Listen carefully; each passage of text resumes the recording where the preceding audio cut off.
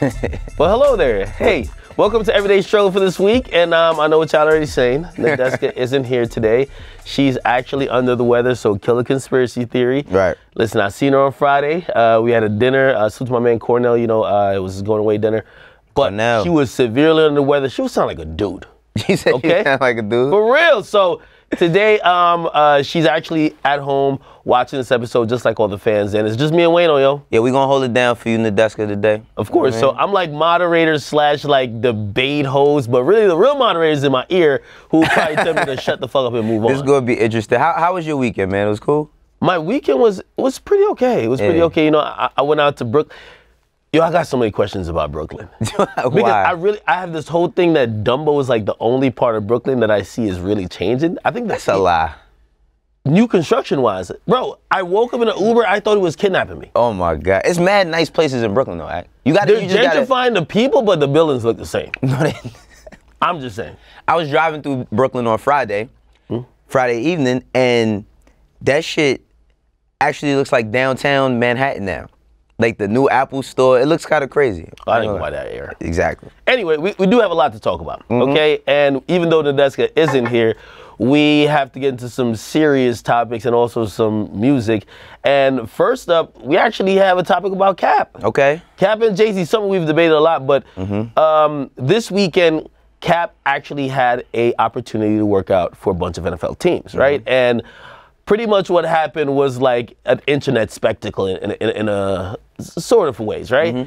According to a source that was cool with Jay, or close to the Jay and Cap situation, they're saying Jay is really upset with Cap because after the workout, or the supposed workout that was supposed to happen in one place but it went to the other, they're feeling like it was a publicity stunt by Kaepernick, okay? Pretty much what happened, Kaepernick showed up to the scheduled NFL workout and he said, hey guys, not working out here, we're going to this other place. Right. And the rules have changed a little bit.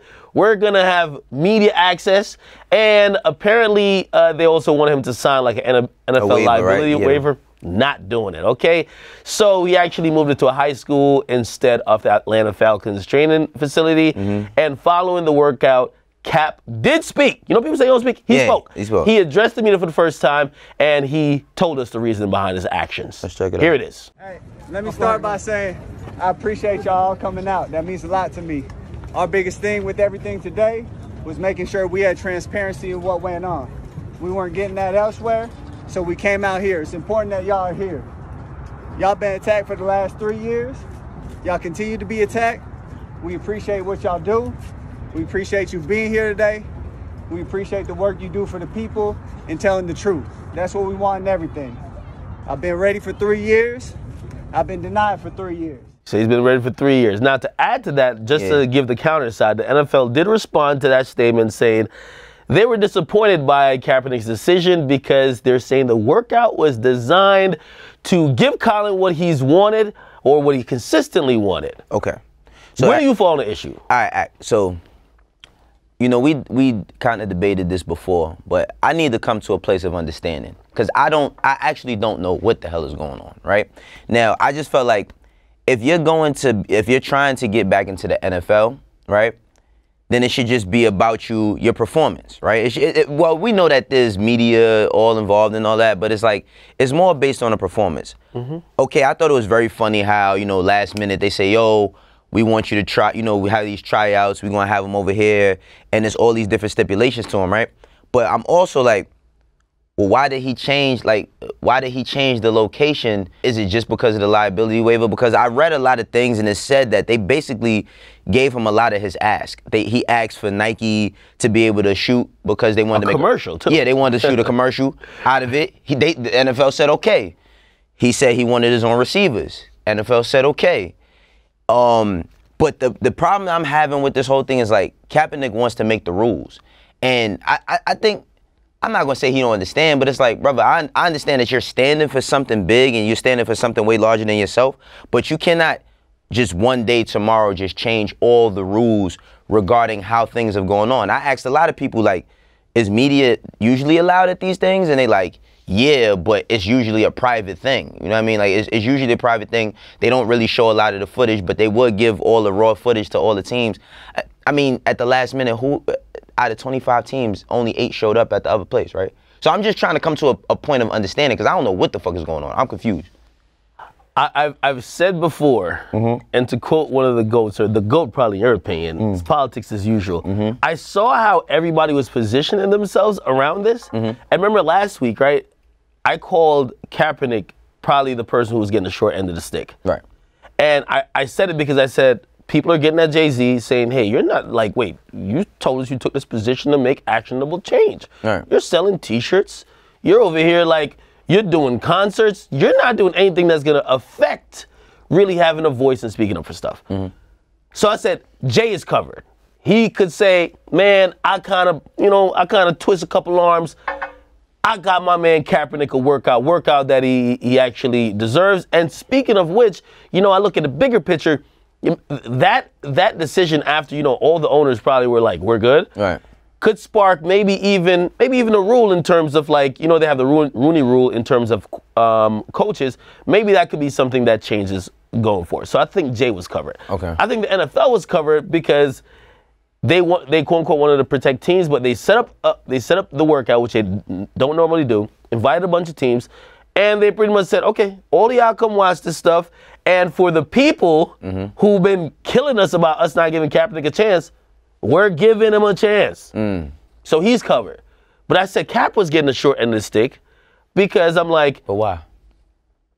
According to Stephen A. Smith and what he reported, unless he threw the ball in the stands, he would probably get offers or at least serious consideration. Right. But he had to shut the fuck up. Now, if you're Cap, I don't care how much you've earned before, and that's why I kept mentioning the salary that he was potentially going to get if he did sign, $800 and some $1,000. If he had signed, if you took $800 and some $1,000 and you had to shut the fuck up, your whole movement is derailed. It's over. And Cap pulling this was Cap's response to it. But shutting up, you mean like he would have not been able to kneel? No more kneeling. No more kneeling. No more being outspoken or making the NFL seem like they're the bad guy. But see, so my thing is like, when I look at that, I don't think he ever wanted to play again. Like, I don't believe that he wanted to play. I don't believe he wanted to play. You think so? Yeah, I just, because he knew that if he was gonna have to play, that he was gonna have to bend a bit. Now, if he knows that he may have to bend, like not being able to push his movement, etc., then why would he even decide to play if that's what he really wants? Is it more of the movement or is it more of his career, right? And this is why I'm kind of not confused. Well, I am confused, even with the J. Cole shit, right? The J. Cole. Yeah, he did tweet out. He tweeted. What did he say? He said, me thinking the NFL was about to do the right thing with a bunch of clown emojis, right? Right. So clearly. I don't know if it's something that these niggas know that we don't know, but like on the surface level, even what Stephen A. Smith said, I don't think that Stephen A. Smith said a lot of bad things about Kaepernick. I think that like, and I'm getting tired of this narrative word, you know what I mean? Like, control the narrative. It's starting to get like fucking culture for me. It's like, it's so annoying, right? The whole thing is this. As football fans, do we want to see Kaepernick play? Absolutely. But I don't know if he wants to play, you can't do it upon your terms in that sense. As far as like the workout. You can't. Can I ask you a question? I think his actions, in my opinion, was the direct response to him feeling like he was a sucker about to be played and that this workout was a sham. Do you believe that workout was a sham? 25 teams showed up. Do you believe that workout was just a sham to say, hey, we gave him a chance? That's kind of. I think it's half and half. Like, I ain't gonna lie. It doesn't matter though. Yeah. You know why it matters? Because if you felt like, say you really wanted to get a job at a corporation, right? And you knew they brought you in for an interview, and it was just to say, y'all say we'll never interview the black guy, we got him here now. Yeah, exactly. You would probably act up a little bit because you know you weren't getting a job already. So do you think it was a sham? I think it's part sham. I think it's part sham. I also believe that he kind of had an opportunity to shine, you know, on his terms as far as his skill. Because at the end of the day, I'm like, yo, now, if he goes and he shows out and do what we all know he's capable of, right? He should get the job he's qualified for. Now, if that doesn't happen, I think it makes the NFL look a little bit bad. I I get what you're saying, but I don't know if it was a sympathy workout. So again, I'm asking questions because that's why I said politics as usual. Yeah. It's so complicated on all sides. I'm trying to get into his mindset. Like, why would you do this? Right. Number one, I think what's valuable to him at this point is, as much as he loves the NFL, his movement is more valuable than a job. Absolutely. Right? So when you hear the NFL say to you, limited media access, even though he's shooting a commercial and that itself could have been like media access, but fine. But he spoke to the media, we played the clip. He's saying, yo, I want to be out there and I want everybody to see. So if I'm trash, y'all all know I'm trash. But if I'm good, and y'all could look at it and be like, man, how we ain't get a job? Now it helps my movement because ain't nothing changed. But was there certain media that's what I want to know too. Was there certain media that he wanted there that might not have had access? That's what I want to know, because it's like, okay, we know ESPN is going to be there, Fox Sports, all of the major people, right? But the people that directly support his movement on the media side, that protect and preserve that type of content, did they not have access? Because we hear him saying like, y'all have been attacked, right? So that's what we was talking about, like off air, like. Was he talking to, I didn't understand what he meant by y'all been attacked. Was he talking to people who in the media had supported him at that point, and he was like, you know what, I'm gonna just hold this shit the way I wanna hold it? I think that when it's all said and done, he was never gonna play. Like, I just don't think he was gonna play, man. I don't think he was ever gonna get another situation for real. Okay, and before we even get to that fan question, right? Mm-hmm. I do wanna ask just real quickly, who do you think won on that day? NFL, JayZ, Colin Kaepernick, or no one? I honestly think nobody wins, but everybody. I mean, like it depends on how we slicing this cake, right? Because you know, when everybody says there's no such thing as bad press, everybody got press out of it. I mean, JayZ was having his fucking gala. You know what I mean? Like, raising money for all types of things. The NFL, they're getting tons of press about it. And Kaepernick is now another topic of trending discussion. So I think that nobody wins, but they all win in the end. I think through divisiveness, Kaepernick won. Yeah. And I only believe he won because you see J. Cole's tweet. And we do have a fan question about that. And pretty much like that tweet and just people looking like, yo, he's fighting for, but I'll get to the question. Mm-hmm. Salute to Maul Ether, great one. There you go. They said, everyday struggle. I'm confused to how I'm supposed to feel about the Kaepernick workout now with J. Cole defending Cap. I'm even more lost. Could you break it down for me? Thanks and love the show. And just in short for me, I look at it in terms of Kaepernick continuing the narrative, even if, say they really were trying to give him what he wants, mm-hmm. that he's being oppressed and he's been suppressed, and they're trying to ignore what really matters to him, lack transparency, and hey, it's all about convincing that group that already rocks with you that you're still in the fight for the right cause. Right. Because when JayZ said, we're beyond kneeling, I think people who were looking at Kaepernick, we saw Marcellus Wiley say some stuff. We're looking at Kaepernick like, what's up, bro? What's next? But you know what? I mean, I'm confused too. But I think, you know, it's another thing too, and people are starting to bring it up about J. Cole kind of denouncing, or I wouldn't say denouncing, but kind of like straying away from what JayZ is going, like the direction he's going to. Is that weird too? A bit. Well, I wouldn't say it is, because like while he is like still a Roc Nation artist, I don't think that he's looked at as a Roc Nation artist, or he's grown. I think he's kind of grown beyond Roc Nation as an artist. But J. Cole has always been strong in his stance of what he feels, as opposed to what everybody else does. So it's kind of interesting to see, you know, when you look at Meek and how Jay is taking Meek on and everything that they do together, and then you see J. Cole kind of, I wouldn't say he's on the outskirts, but he doesn't really deal with none of the shit that Jay is doing. From the gala to him, I mean, if we're gonna have a conversation about the NFL and Kaepernick and Roger Goodell, etc., why isn't J. Cole there? You know? That's really interesting. I would also bring into the fold who is also, I still believe, a Roc Nation artist, Rihanna, who previously, she did say, hey, she wouldn't perform at the like Super Bowl or wherever because because I think she was trying to almost say it was a sellout move, which was like indirectly. Are you saying what Jay did? I think that's a conversation we'll have later. However, we did have a couple more things that happened, and a bunch of artists released some new music, and I think we gotta get into the brick, hit, or wait on this segment, which is one of the favorite segments with me and Wayno because we disagree a lot of times, but sometimes we find common ground. Yeah, anyway, so I ain't gonna front. Sometimes I be having the same opinions as Act regarding music. It's crazy, but it happens. It happens. Anyway, the first joint we have up. Okay. It's actually the Future featuring Lil Durk record. It's called Last Name. Dropped recently. You know, Lil Durk, who's been through some legal battles, but still he's been providing a lot of music that people like. What did you think about this joint? I think that this is a hit. I think it's a hit. I think that Durk has kind of found a stride or found a wave, so to speak, of understanding who he is now as an artist. Like, remember years ago, remember the video with him and Dej Loaf, my Beyonce or some shit? That was really weird. Oh, you going back there? Yeah. Shorty, you my Beyonce. Right. It was kind of weird, but like, I think that that's, from a marketing perspective, that's how the label at the time was trying to push him, right?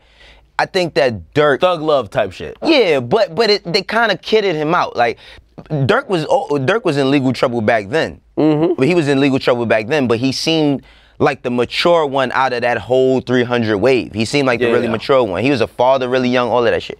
But I think Durk has kind of found where the fuck he's at. You know what I mean? And and you know when you find that groove, kind of like Thug at a certain point where you just you're unstoppable every time you put something out.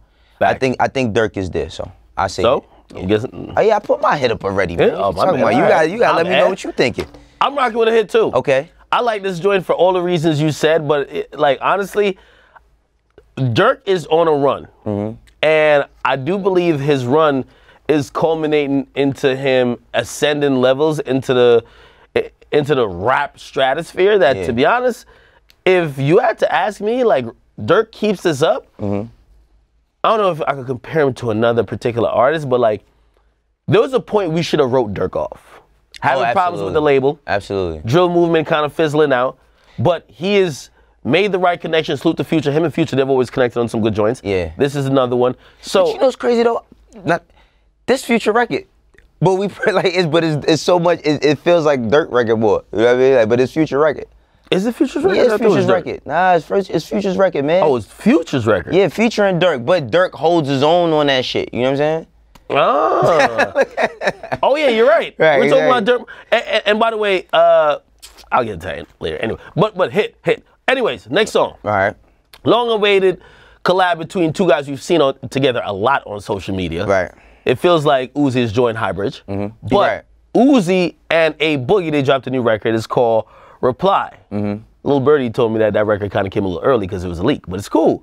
The record's out now. All right. What do you think? I want to know what you think first. I want to know what you think. Because you know, you've been on your Eternal Take. You're the COO of the Eternal Take wave. Please give us the album, right? So I want to know what you thinking with this shit. I wish you wouldn't first. I'm going to tell you why. All right. I love Boogie, and I love Uzi. Okay. And both of them together, I have such high expectations, I'm going to say wait on it. I have too much high expectations. It's like I'm expecting a super duper #1 smash, and I heard the record and I was like, this is cool. So I'm rocking with this one. Okay. And I love both artists.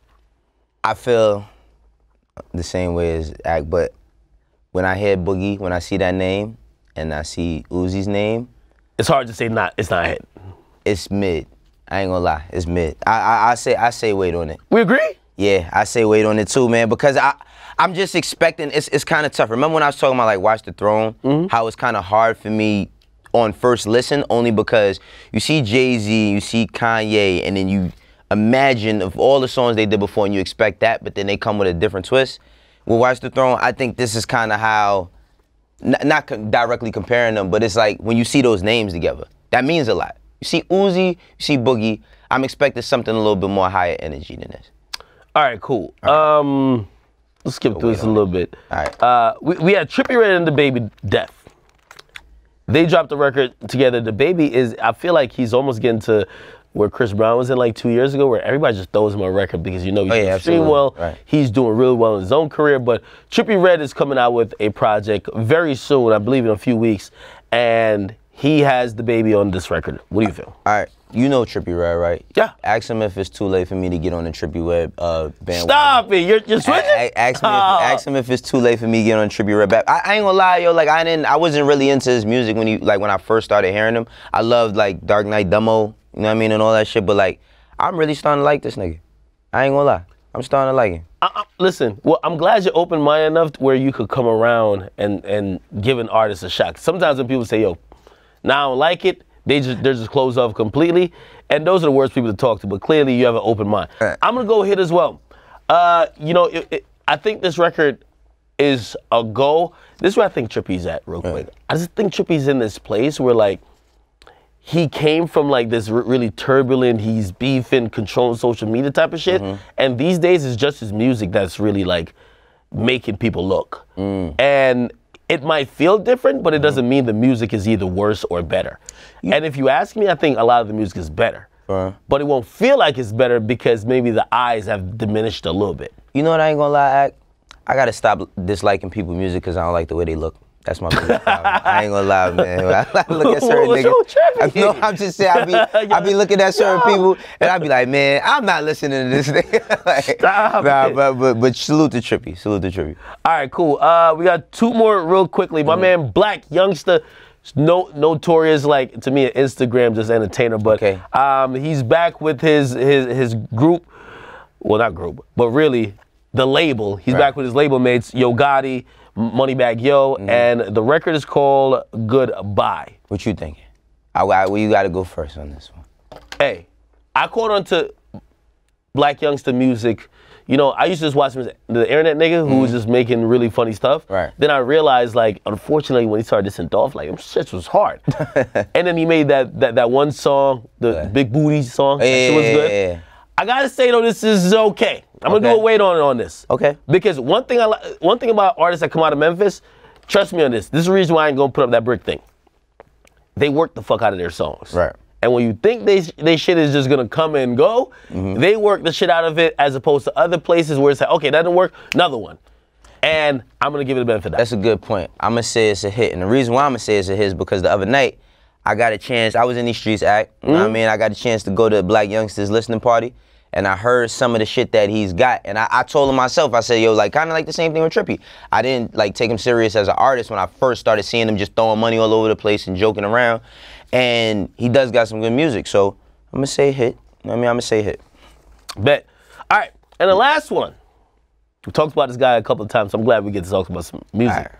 Flipp Dinero featuring Lil Baby. It's called How I Move. Let me know. Let me know. Me? Yeah. I'm going with hit. You going with hit? I'm going with hit. All right.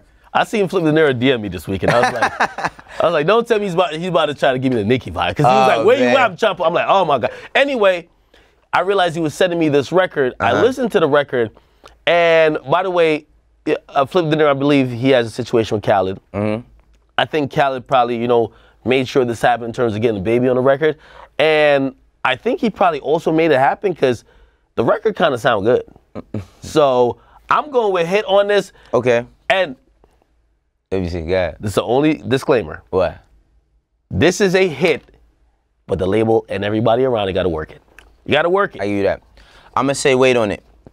Reason why I'm going to say wait on it is I think Flipp Dinero is in a tough, he's been in a tough, like, kind of situation, right? Nowadays, we get so much flack about New York artists, about how, what they don't do or what they're not doing. Flipp had a breakout record. He had a big, like a massive breakout record. And I think that people don't know enough about him. I think along with this record, we need to start finding out who the artist is, right? Like with Lil Baby's featured on it, right? Of course, like that's kind of the cheat code a bit, but we know who Lil Baby is. That's true. I don't know much about Flipp Dinero. And I think that they need to roll some shit out so that we could get into him as a brand. Yeah. Because he's talented. Like, he's proven it. You know what I mean? Like, he's proven it on a few records. But I need the personality to roll into the music. And I'm not seeing that. You know, so I'll say wait on it for now. 100%, I get it. Cool. We're gonna get another segment real quick. One of my favorite segments of the week. Of course. But it's the numbers segment. We're not reviewing today Tory Lanez Chixtape 5, but we will review it in the remainder of the week. But according to his Daily Double, he is expected to push between 70,000 and 80,000 units. And I like asking this on Instagram, but I'm gonna ask Wayno real quick. What? Big W or big L? Just the numbers. Big fucking W. This is his mixtape, right? This is his mixtape. This is something that he does for fun. You know what I mean? Like the Chixtapes thing is just something for him to showcase his R&B ability and have fun with the promo. Like, did you see he did the Scary Movie dribbling joint over? He got Ashanti doing the cover. He did the I'm Sprung remix with he's put a lot of work for T-Pain. Yeah, so it's like I think this is a big W. Okay, but not only that, because Lil Peep also dropped a posthumous album. It's called Everybody's Everything. It's projected to sell between 28K to 32K units first week. And otherwise, like we still have the same usual contenders for like the top 10. So, you know, congratulations to everyone who is doing their thing. Of course, we got Post Malone, Hollywood Bleeding. We have Youngboy, AI Youngboy at number 2. We, of course, have So Much Fun, still kind of in the mix. We have Kanye West, Jesus is King. I did want to mention this because what's happening this week, Rod Wave, he debuted with 10,000 records sold first week. And the second week, his numbers jumped. Tell me if you've seen this a lot. His numbers jump 125% increase. Shit. And I think he's at 20-something thousand in his second week. So, I think we spoke briefly. 25K actually. 25K. I think we spoke briefly on, not specifically Rod Wave, but I said like back before, I remember Juvenile did 5K. Even Akon's first album did like 5K, ended up selling like 5 million. I think that Rod Wave, because I took a chance, it's ghetto gospel. I listened to that shit the other day. I ain't gonna lie, he has a different sound.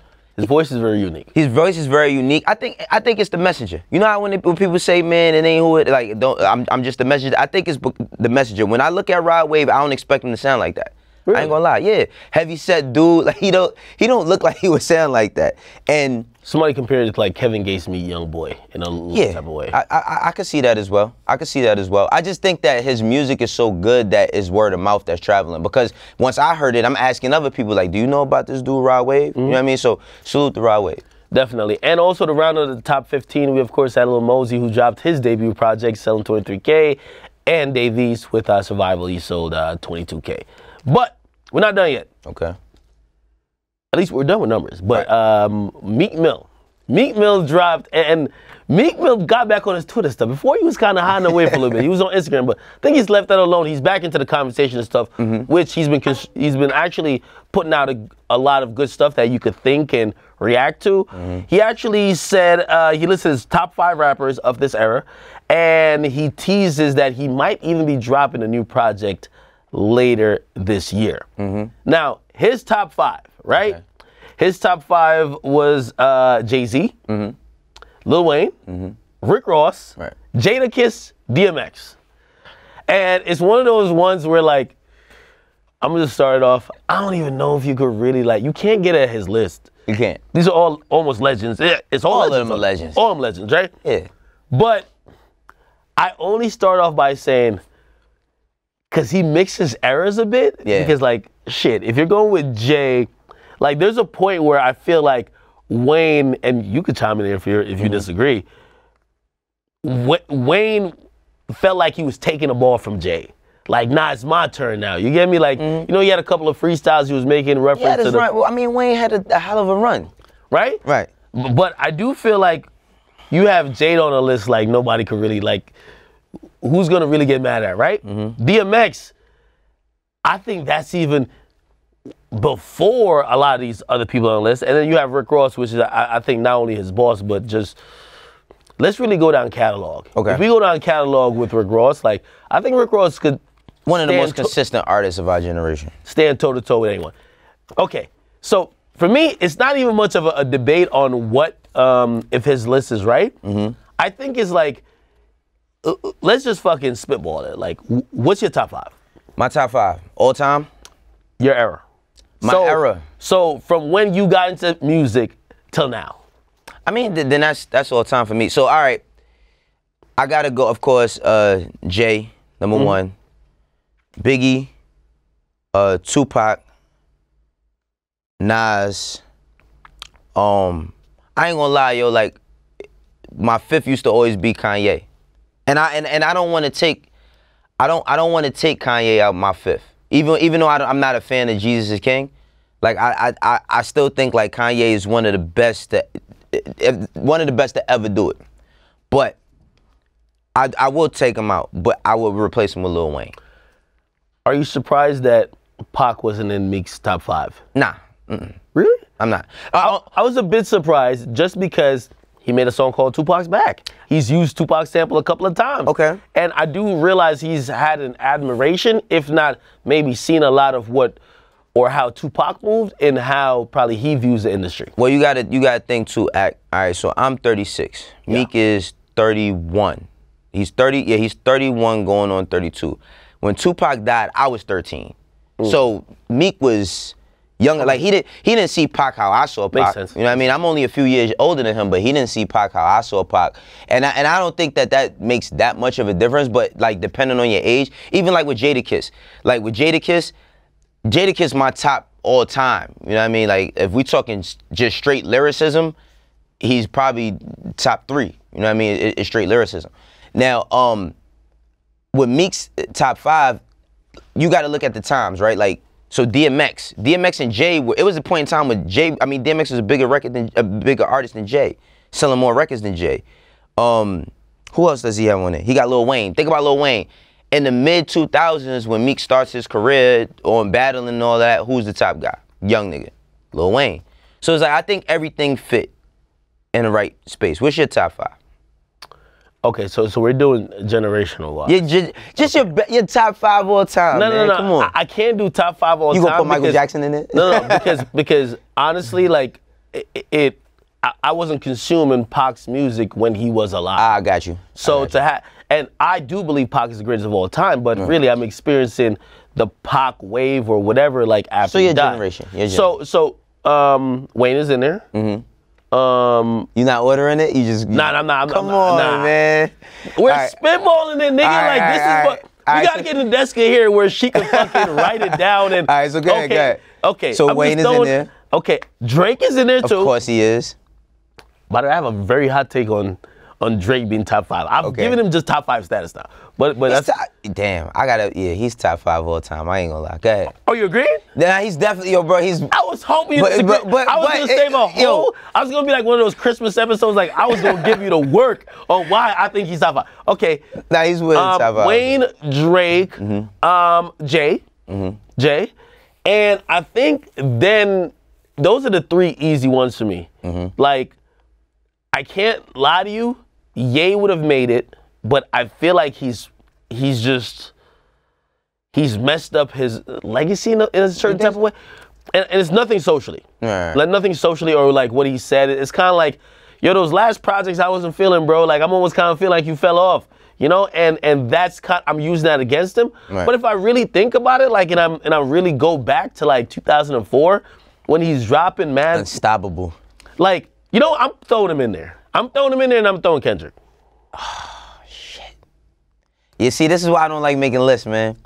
This is why I don't like making lists. This is why, again, we're just spitballing because I guarantee if we had to really argue, like, that list either might be different or how you structure it, that might be the problem, right? Yeah, that's the biggest thing. All right, cool. All right, so Meek listed all of that, but we did have a fan question, because he did talk about a new project coming soon. The fan question suits my man Arondo Madness 49.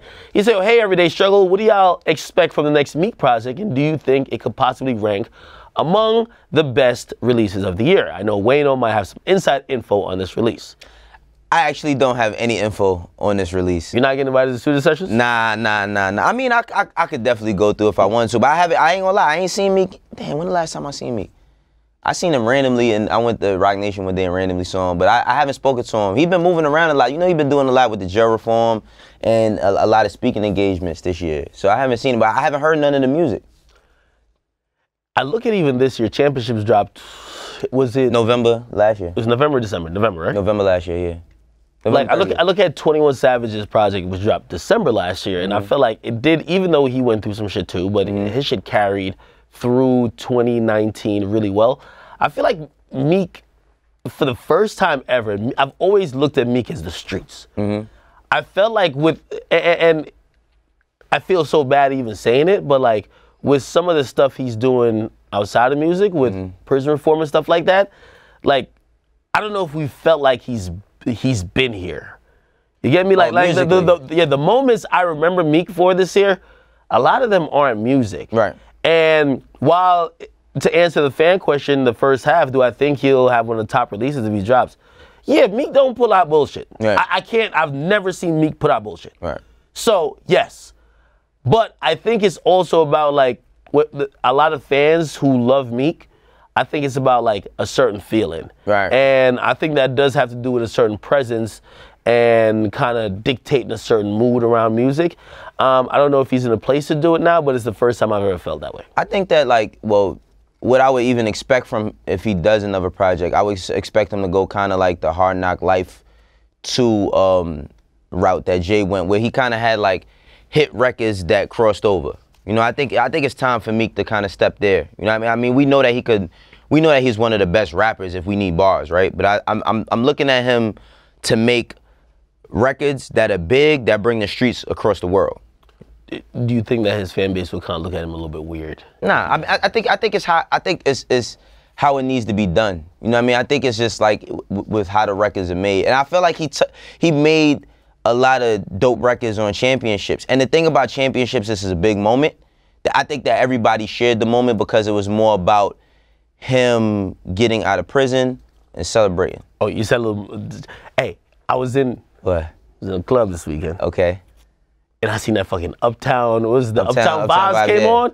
Not gonna lie, man. I told you, man. It was a very mixed environment. I seen a lot of movement that was happening. It's a joke. So you might have been right about that record. Yeah. Anyway, I salute to Meek, and we would love to have more projects because, you know, we got the Everyday Struggle Awards coming up in December. Absolutely. If we could get it before our deadline where we could really consider it, we would love it, of course. But check it out, man. Yo, we got to get to, this is one of the polarizing segments of the show. Yeah. Big facts of BS, and before we get out of here, we definitely got to talk about something I thought that Ebro said that was pretty interesting. I want to see where we both lie on this one. All right. He actually sent out a tweet, and he said, as this decade closes, can someone put together a real celebration for Nicki Minaj? She brought women in rap back. Lil Wayne gave her the bounce pass, and she took off.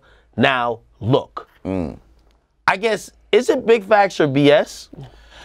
Okay. Because I have an interesting take. Go ahead. All right, so I say, I don't know if somebody needs to put together a celebration. That's the thing. But I will say big facts. I think that it was a point in time where like women in rap had got pretty stagnant. You know what I mean? And I'm going all the way back. I'm not talking about Nicki Minaj's first album. I'm talking about like 07, 08, when she was kind of running around with Brick Squad for a little bit. You know what I mean? When she in the Bricks video. There you go. When she first gets with, when she drops the Beam Me Up mixtape, you know what I mean? And she did the freestyle over Donk and all of that shit, you know what I mean? Facts. And I Get Crazy and when she's rapping over, when she's on a Come Up DVD, like I'm talking about that Nicki prior to Wayne, right? Now she gets with Wayne, and you know, the history of a lot of women in hip hop, they do come from crews. From Lil Kim coming from Junior Mafia and kind of like Jay a bit, right? Not Lil Kim, Foxy. Foxy come a little bit from Jay, but being down with the firm.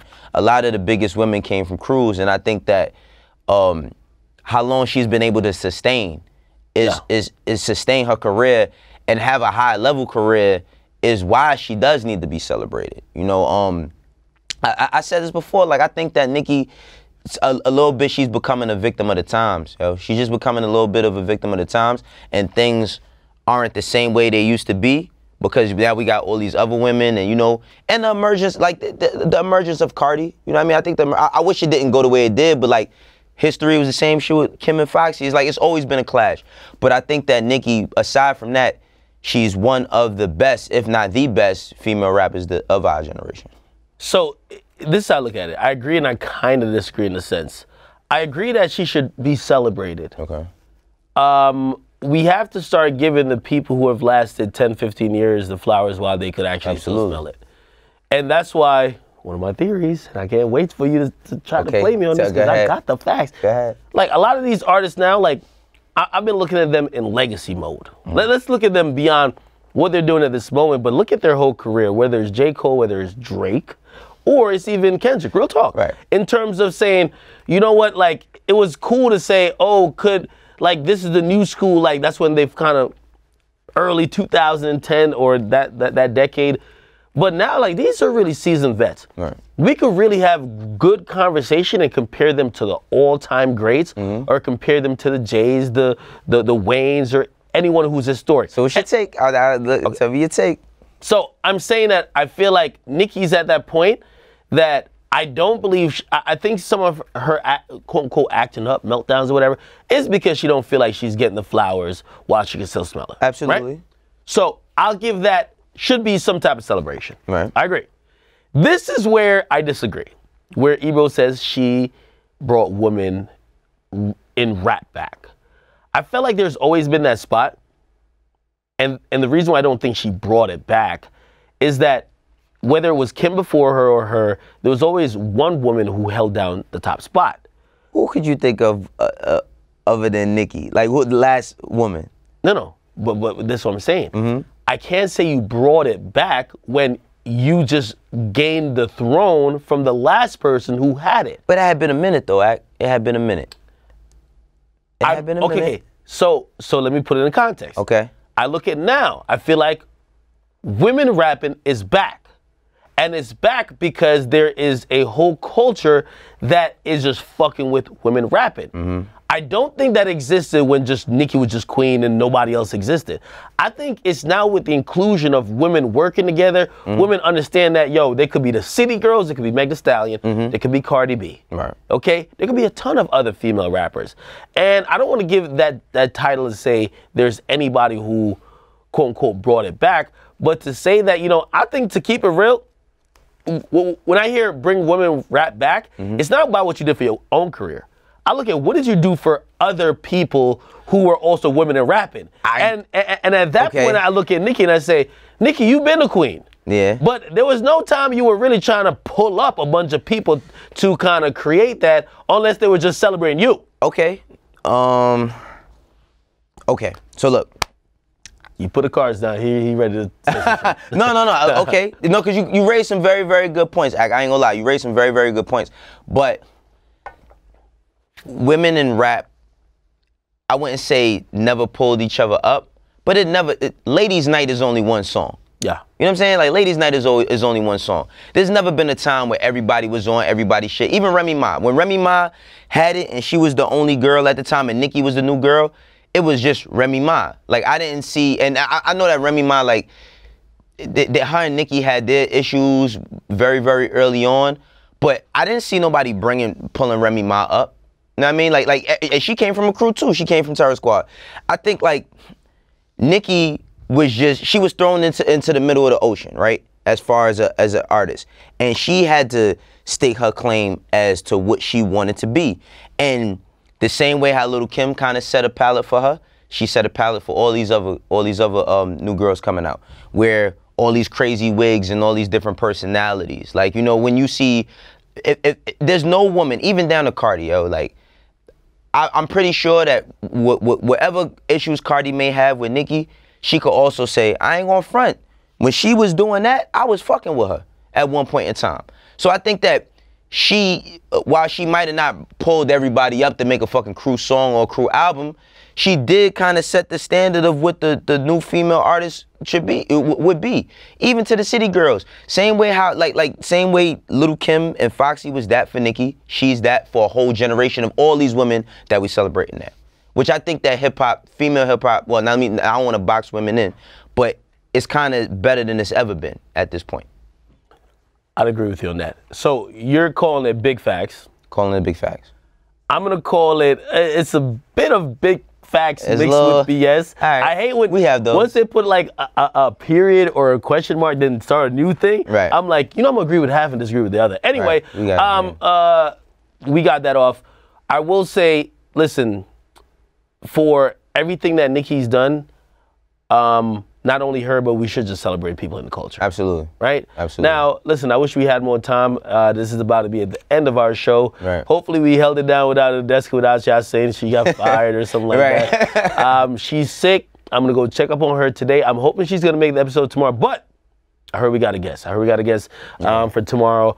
We'll figure it out, but I want to thank y'all for tuning in to Everyday Struggle. Hopefully I wasn't that bad of a moderator, but Wayno held it down as well. You did good, man. You did good. I'm trying, man. I'm trying. And listen, man, make sure you guys tune in tomorrow, the same time.